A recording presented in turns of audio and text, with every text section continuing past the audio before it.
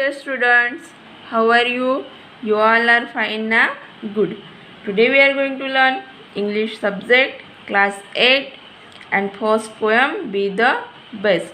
In that poem we will see about warming up and chit chat also. उसके पहले अगर आपने मेरे चैनल को सब्सक्राइब नहीं किया है तो प्लीज़ लाइक शेयर और सब्सक्राइब ज़रूर कीजिए. Now let's start chit chat. Here first question is, have you got a prize in any competition? Have you got a prize in any competition? क्या आपको किसी कंपटीशन में प्राइज़ मिला है? तो आपको यहाँ पर लिखना है कि I have got a prize in that competition. में जो भी कंपटीशन में आपने हिस्सा लिया और उस कंपटीशन में आपको प्राइज़ मिला है तो उस कंपटीशन का नाम लिखना है और ऐसे लिखना है कि I have got a prize in that competition. जो भी कंपटीशन है उसका नाम लिखो. Then next question, how did you feel at that time?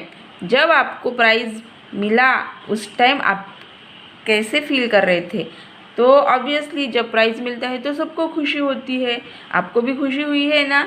तो आपको लिखना है कि I feel at that time very happy इस type. Then third question, have you ever failed in your efforts? Efforts मतलब प्रयास. अगर आपने किसी चीज़ को पाने के लिए प्रयास किया है तो और उसमें आप फेल हो गए हो, वो चीज़ आपको मिली नहीं, तो आपको लिखना है येस और no. Then fourth question, do you think we should accept success as well as failure? मतलब यहाँ पर आपको पूछ रहे हैं कि अगर हमें कोई चीज़ चाहिए और उस चीज़ को पाने के लिए हमने बहुत सारा प्रयास भी किया पर उस चीज़ में हम फेल हो गए, तो वो चीज़ हमें एक्सेप्ट करनी है कि हाँ हम हार गए, ये चीज़ हमें मान लेनी है.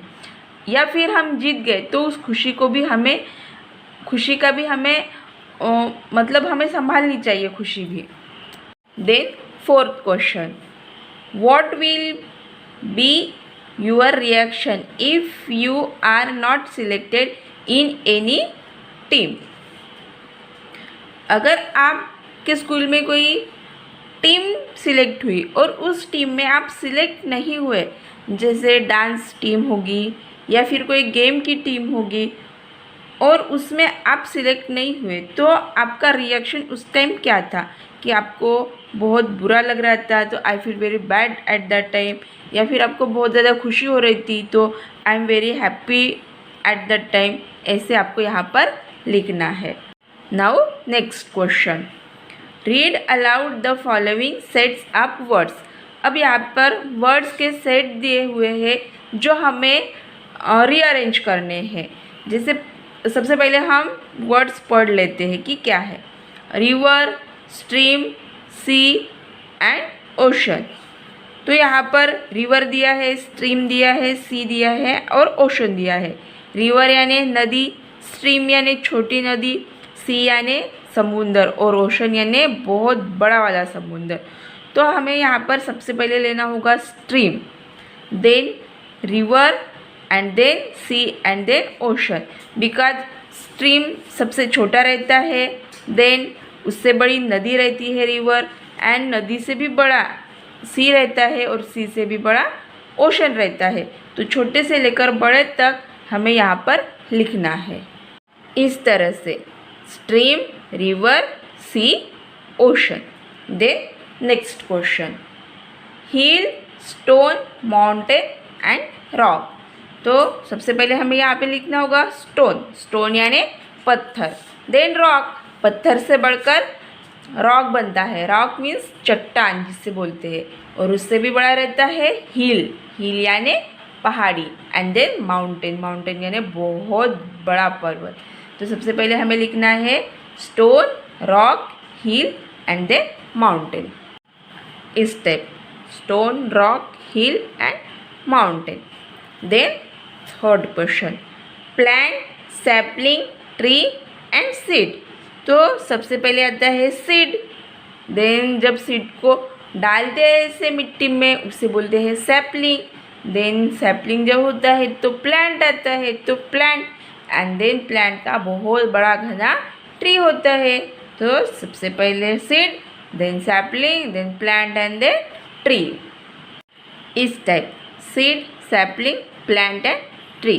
Then fourth question, child, adult, baby and youth. तो यहाँ पर सबसे पहले क्या आएगा? बेबी। जो छोटा रहता है न्यू बोर्न, उसे बेबी बोलते हैं। जब वो थोड़ा थोड़ा बड़ा होता है 1-2 साल का, तो उसे चाइल्ड बोलते हैं। Then youth and then adult. इस type baby, child, youth and adult. Then next question, in your pre-primary classes you must have learned the story of the lion and the mouse. Read it in English and fill in the gaps using words given in the box. यहाँ पर बोल रहे हैं कि जब आप pre primary school में थे तो लायन एंड माउस की स्टोरी सुनी हुई है ना, सबने सुनी है। देन अब यही स्टोरी आपको इंग्लिश में यहाँ पर दी है और इस स्टोरी में कुछ गैप्स भी दिए हैं, तो वो आपको फिलअप करने हैं। वो फिलअप करने के लिए यहाँ पर ये बॉक्स दिया है। तो इस बॉक्स की हेल्प, जो वर्ड्स दिए हैं इस बॉक्स में, उसकी हेल्प से आपको ये स्टोरी में जो गैप्स है वो फिलअप करने हैं। Now let's see story. A lion was sleeping in a forest. A mouse started playing on him. The lion got up angrily. He catched the mouse and was ready to kill it. The mouse begged the lion to leave it and said that someday it would help the lion. The lion laughed and let it go.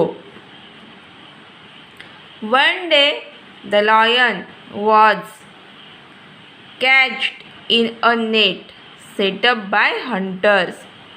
He roared loudly as he tried too hard to escape.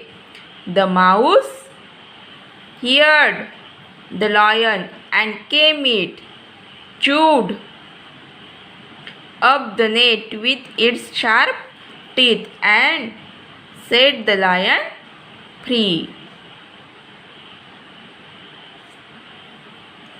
इस type से ये story आपको complete करनी है। Now moral of the story. Moral of the story है everything has its own value. मतलब सबको value रहती है। इस तरह से ये स्टोरी है। तो अगर आपको मेरा वीडियो पसंद आया तो प्लीज़ लाइक, शेयर और सब्सक्राइब ज़रूर कीजिए। और इस पोएम को लेकर कोई भी क्वेश्चन आपके मन में है तो प्लीज़ कमेंट बॉक्स में ज़रूर लिखिए। Thank you.